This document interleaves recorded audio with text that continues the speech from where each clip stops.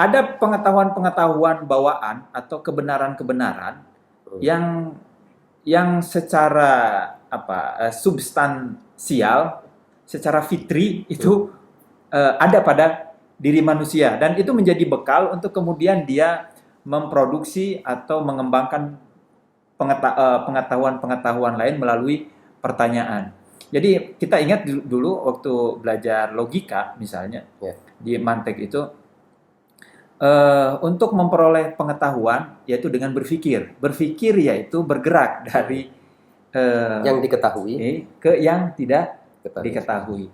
Lalu kita biasa itu menguji definisi ini dengan kritik dari Fahru Razi. Kalau memang dari pengetahuan untuk mencapai ketidaktahuan, maka kalau sudah tahu ya sudah tahu, tidak perlu lagi kita mencari. Begitu. Ada tuh seperti tadi. Tapi mungkin banyaklah saya kira yang menjawab untuk persoalan tadi. Tapi intinya memang bahwa apapun gerak tidak akan bisa dimulai kecuali dengan titik yang jelas. Jadi kalau blank sama sekali, tidak ada pengetahuan, maka tidak akan ada pertanyaan sama sekali. Anak pun ketika bertanya karena ada sesuatu di dalam pikirannya yang masih belum jelas. Dia ingin mendapatkan kejelasan dengan cara bertanya. Jadi dari sisi dasar, dari sisi titik tolak, manusia, anak kecil, dewasa, siapapun, dia harus sudah menerima secara sadar atau tidak sadar akan adanya kebenaran. Nah, ini menjadi basis dia untuk pertama realis, seorang yang mengakui adanya realitas, dan kedua tidak skeptis terkait dengan kenyataan atau kebenaran yang ada pada dirinya. Ini modal yang saya kira atau basis, landasan yang diakui dalam filsafat Islam. Ya. Sedikit tentang pertanyaan apakah itu. Biasanya kan jawabannya itu adalah definisi kalau dalam logika itu. Dan dalam definisi Ustaz, kita biasanya dituntut secara logika untuk mengetahui substansi sesuatu dan aksiden-aksidennya. Atau yang biasa disebut sebagai genus, diferensianya, dan spesiesnya. Jenis, nau', dan fasalnya. Dengan mengetahui itu baru kita bisa mendefinisikan. Ini jenisnya apa, dari nau' apa, dan dari fasal apa. Nah, kemudian juga dari sisi lain, biasanya berpikir apakah itu akan membawa kita kepada analisis yang lebih jauh tentang objek. Sedemikian sehingga kita tahu mana sih dari objek yang namanya tembok. Kalau kita ditanya apakah tembok, maka kita akan bisa menemukan jawaban, ya tembok itu adalah substansinya yang tidak mungkin. Kalau misalnya kita lihat tembok putih, Ustaz, kan pastinya pikiran kita adalah kalau ditanya apakah tembok putih, apakah warna putih itu bagian esensial dari tembok? Jawabannya kan tidak. Berarti tembok itu apa Ustaz? Penghalang. Oh, tembok itu penopang, dan lain sebagainya. Saya kira apa seperti itu kira-kira. Ya. Di logika juga nanti kita diajari bagaimana menggunakan apakah. Kemudian sebelum masuk ke adakah, lalu ke mengapa. Di apakah itu dibagi dua, apakah sendiri dibagi dua, nanti adakah dibagi dua, dan kenapa dibagi dua. Jadi sebetulnya kalau kita urai, ada 6 itu.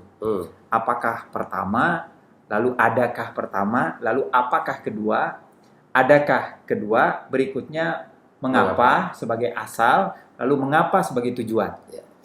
Nah, terkait dengan apakah pertama, misalnya kalau kita tanya tentang hikmah, filsafat, apakah filsafat? Maka yang harus dijawab bukan dengan esensinya dulu, tapi secara kebahasaan aja. Lalu tarif lafzi yang bisa kita carikan jawabannya dengan membuka kamus, tarif leksikologis. Lebih dalam lagi tarif definisi etimologis, perkembangan kata, asal kata itu dari mana. Saya kasih contoh terkait dengan kata filsafat misalnya. Ini bagaimana dikenal dalam dunia Islam? Karena dari filsafat Barat, yaitu dari filsafat Yunani. Philosophia. Ini sudah definisi etimologis. Lalu ternyata ketika filsafat ini, kata filsafat ini masuk ke dalam bahasa Arab, dia berubah bukan hanya falsafah, tapi juga al-hikmah. Al-hikmah. Nah, Ya. uniknya al-hikmah ini serumpun. Sekali lagi ini masih definisi etimologis ya. Kadang-kadang dengan definisi etimologis saja sudah bisa memecahkan banyak masalah. Ya.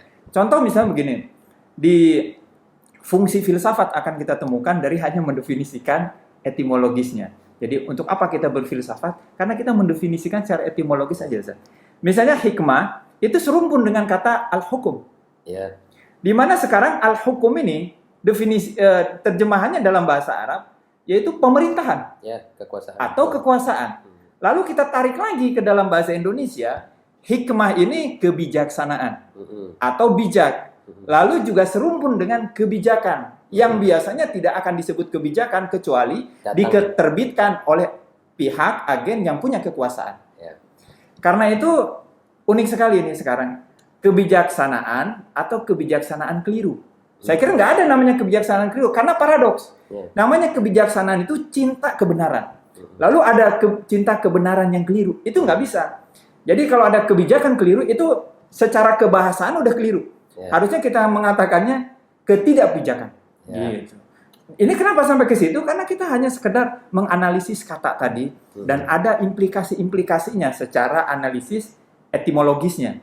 Dari kita menganalisis filsafat. Jadi filsafat itu ujung-ujungnya memang bagaimana mengatur, mengelola keputusan-keputusan berdasarkan nilai-nilai kebijaksanaan, yaitu nilai-nilai kebenaran.